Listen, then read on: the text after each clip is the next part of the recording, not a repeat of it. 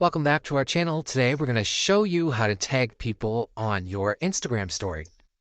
So we're going to click Instagram, and then we're going to click the plus within the square, and then we're going to create a reel or a post. We're going to create a story.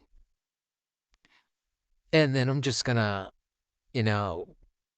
something, and then you go up here and you click the three little dots, Oops, sorry.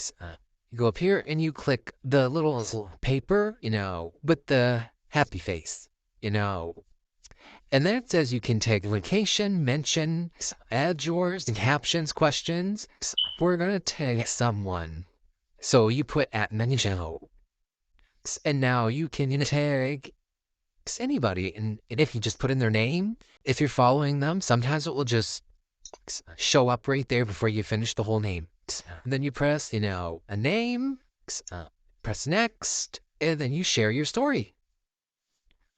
And then you press done. That's it. And then you go here, and it's there. Thanks for watching this video. If this video helped you in any way, please like and subscribe. Thanks. Bye.